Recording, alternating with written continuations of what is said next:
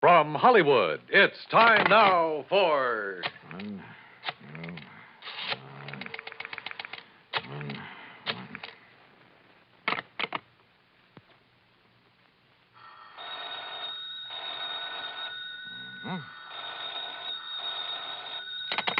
Johnny Dollar. Betty Lewis. Hey, it worked. Sure it does. So hang up that extension. Come on back here in the living room. We'll finish up our cocktails and be on our way. Yes, sir. How about that, Johnny? Where'd you learn that trick of making your own phone ring? And the extension, too. From the man who put the extension to my apartment. Yeah, it's kind of a line check. You dial that number and hang up. Then if both phones ring, you know the extension is okay. Oh, what do you know? Yeah, there's another line check number that you can dial. I forgot what it is, and all you get is a busy signal. It could be an awfully cute gag sometime, on somebody who didn't know about these numbers. Yeah. Oh, let's finish our cocktails and go... Oh? Well, I'm sure you didn't make it ring this time. I kind of left your number with my call service. Oh, no, So Johnny. maybe I'd better take it, huh? Now, listen. If that's some insurance company, well, you can just tell them they'll have to wait until tomorrow. Sure. This is the third time in a week that we've tried to have dinner together. First, it was that Curly Waters who tried to kill you. Oh, And then no. Take it easy. Maybe this call's for you, one of your faithful boyfriends. Oh, well, then maybe I'd better answer it. Well, just leave it to me. I'll scare him off.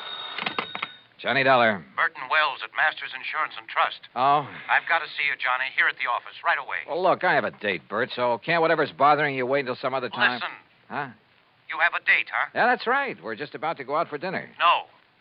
Johnny, unless you get over here right away, you may find you have another date. What? A date with death. Well? Okay, Bert.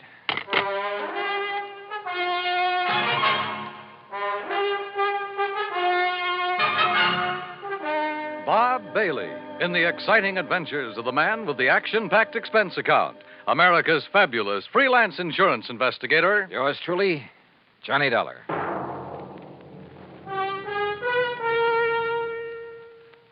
And now, Act One of yours truly, Johnny Dollar.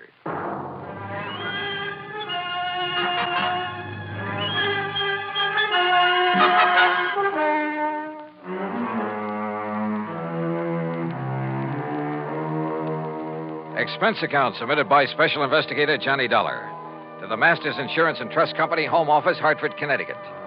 Following is an account of expenses incurred during my investigation of the date with death matter.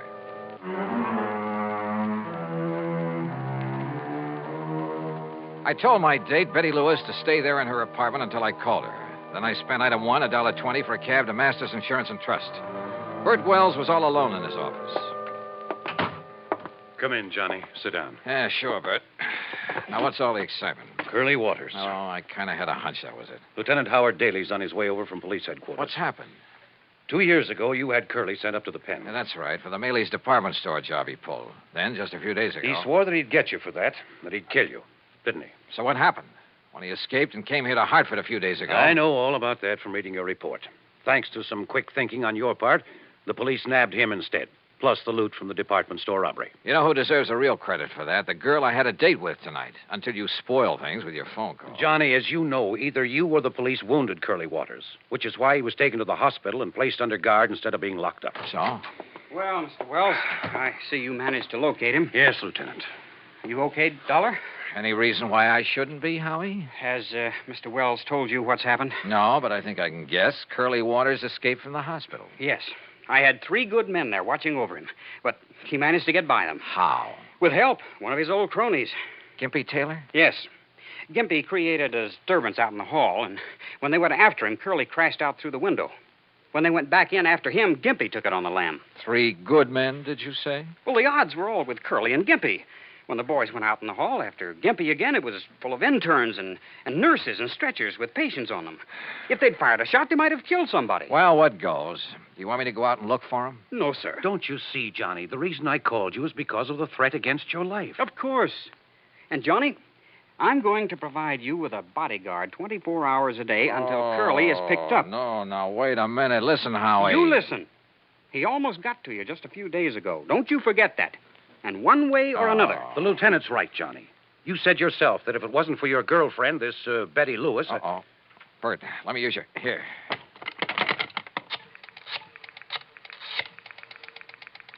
You said one way or another, Howie. That's right. And, yeah, maybe through your girl. Is that who you're calling? Yes. Are you sure she's at home, Johnny? That's where I just left her. And I told her to stay there, not to move until she heard from me. Johnny. Oh, if Curly Waters ever... Come on, Betty. Pick it up, pick it up.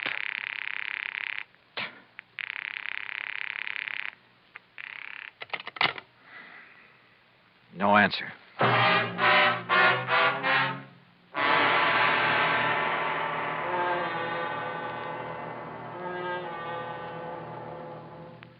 Act Two of yours truly, Johnny Dollar, in a moment. And now, Act Two of yours truly, Johnny Dollar, and the date with death matter.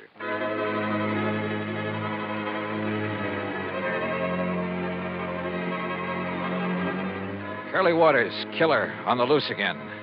I'd left Betty in her apartment. I told her to stay there. But when I tried to call her on the phone, no answer. Lieutenant Howard Daly and I took the elevator down to the street to his prowl car.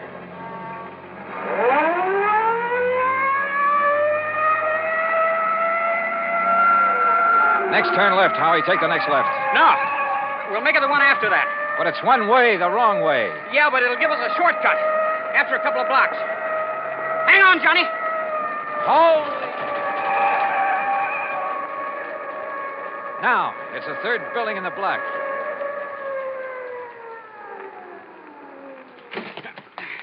Lead the way, Johnny. Where's the elevator? Come on, forget it. The stairs are quicker. Johnny, if Curly has got to her... Don't say it. Haven't you got a key? I have not. Stand back, Johnny. I'll see if I can smash it open. Wait a minute. Betty. Betty. Wait, look, it's open. Betty. Betty, are you...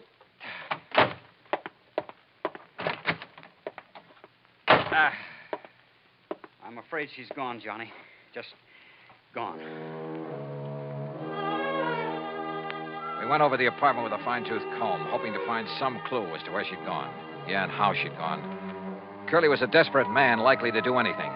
Betty had left in a hurry. We were sure of that. Because the closet in the foyer was left open, the coat hanger lying on the floor. And because of the way she'd left the front door unlocked. But that was all we knew. At least there was no sign of a struggle. Because he probably had a gun. And your girlfriend probably knows he's one of the best shots in the country. All right, Howie, now listen. Huh? No, let me take it, Johnny. But it may be. I'll get it. Hello? Lieutenant Howard Daly there? Who's calling? Riley down at headquarters. Who'd you think? It's Riley. Thanks. Yeah? We got one of them, Lieutenant. Gimpy Taylor. What's that? Where? About 11 miles up North Road. Yeah? He wrapped a stolen car around a big elm tree, up at Dead Man's Cave. Did it kill him? He managed to crawl a couple hundred yards into the brush before he conked out. Was Curly Waters with him? Riley. Was Curly Waters with him? There was no sign of him, but the man they stole the car from said there was two of them. There was two of them then. Ask him. Any sign of Betty there? Riley, any sign of a passenger, a girl? No, sir, Lieutenant. Well, okay, I'll keep checking with you. You hear it all, Johnny? Yeah. Two men stole the car. So the other one must have been Curly. Yeah, but whether they were both on the rack and Curly was able to get away... After all, if Gimpy was able to crawl a couple of hundred yards... Yeah. Curly may be a couple of 100 miles away by now. Or maybe not. Howie, I don't think he left town with Gimpy. Helped him steal the car, yeah, to make it look as though he was leaving. Why do you say that, Johnny? Because of Betty. Because I think he's holding Betty to get me to him. Then maybe you'll agree to a 24-hour-a-day bodyguard after all, huh? No, absolutely not. Johnny, You think that Curly's a jerk? I Well, he know. isn't. He's smart. He's smart enough to smell a cop a mile away. Just the no, same, Howie, no. There's only one thing to do. Only one way to flush him out. Johnny. Betty. Betty, what happened? Where have you been? What happened to you? Well, I got a phone call. Yeah? From the hospital. At least they said it was the hospital. Yeah? They said you were down there. That you'd been shot by Curly Waters. See, I told you he's clever, Howie. Oh, Betty, thank heaven he isn't out to get you. Oh, this is Lieutenant Daly from headquarters. Hi, Lieutenant. Hello. What were you going to say, Johnny? I say he's clever.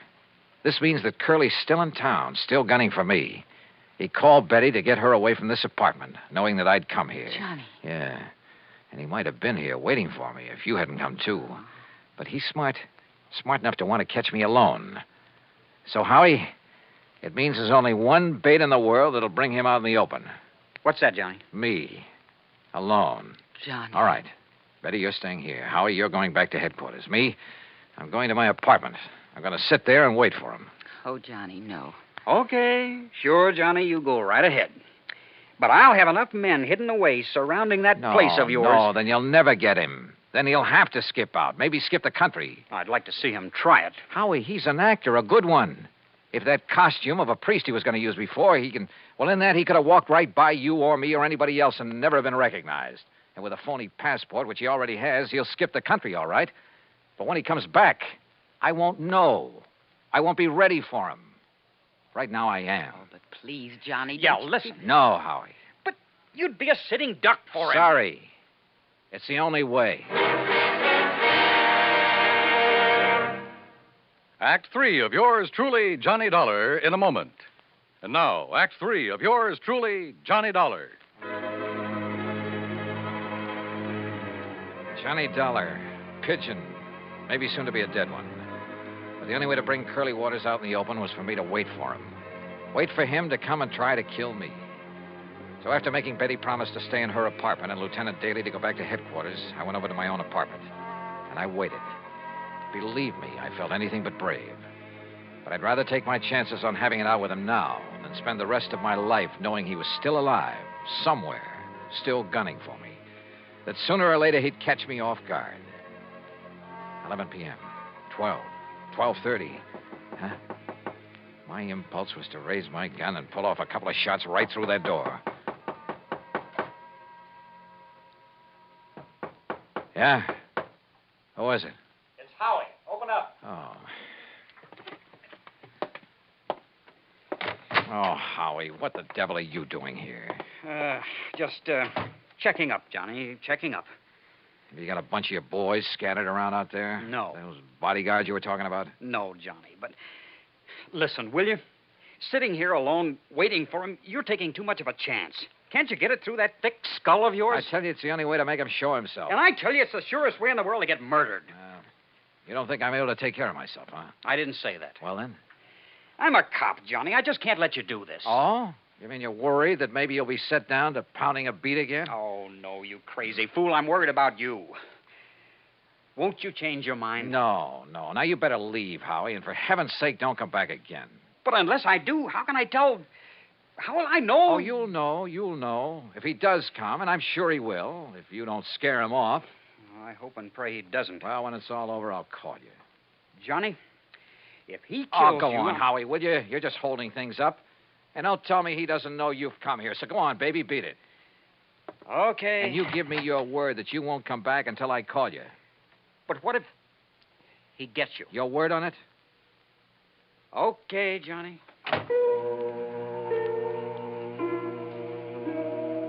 I went back into my little kitchen and brewed a pot of coffee, a big one. Fatigue was a possibility I hadn't thought of until right now. But maybe Curly Waters had. Yeah, he probably thought of a lot of things, a lot of tricks. Because at least one thing was sure, after what happened a few days ago, he knew that somehow he'd have to get me off guard. I hoped and prayed that Howie would keep his word, would keep his men away from the whole area.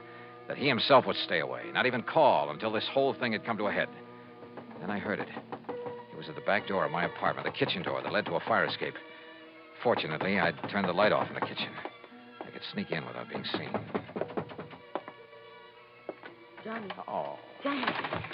Betty, get in here quick. Oh, why did you come here?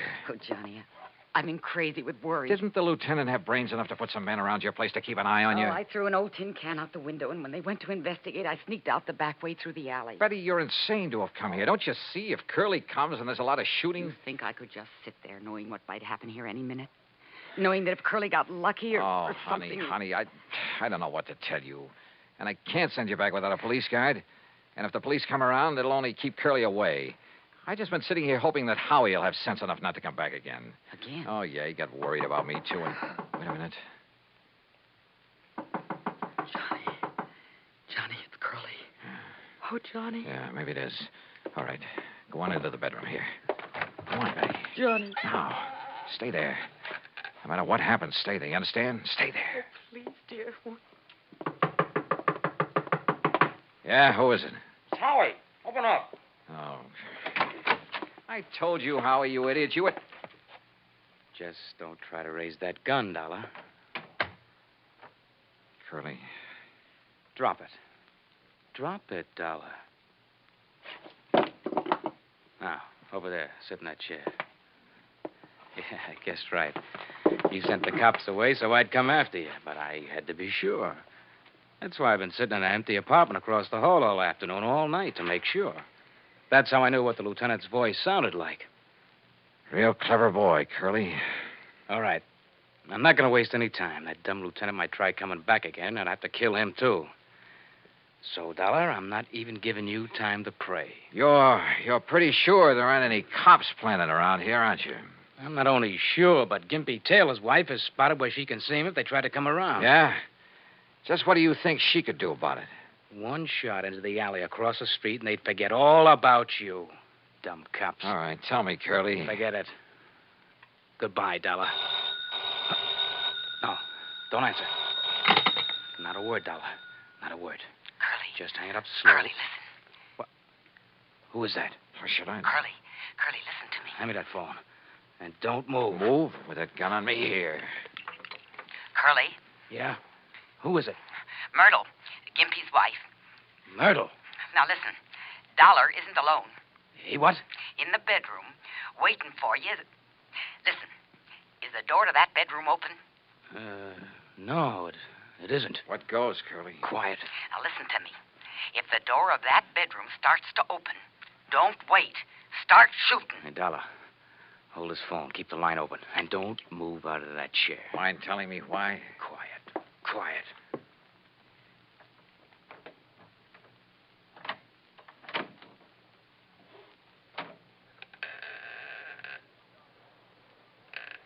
No, you don't. But I do.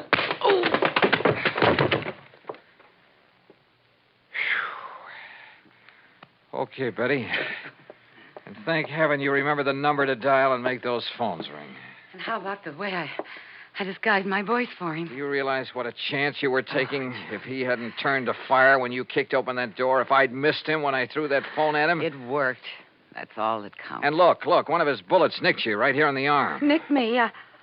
Oh, blood. Oh, hold me, Johnny. Oh, sure. Sure.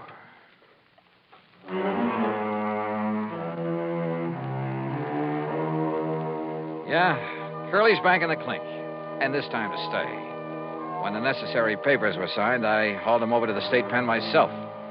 So, expense account total, including transportation, $47 even. Betty Lewis, well, I'll tell you this.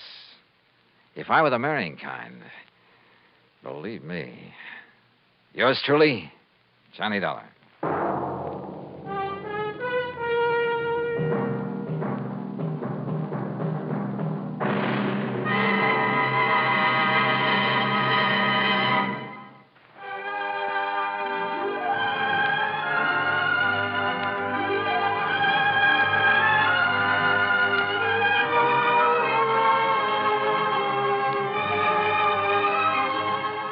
Yours truly, Johnny Dollar, starring Bob Bailey, originates in Hollywood and is written, produced, and directed by Jack Johnstone. Heard in our cast were Lucille Meredith, James McCallion, Russ Thorson, Sam Edwards, and Herb Vigran.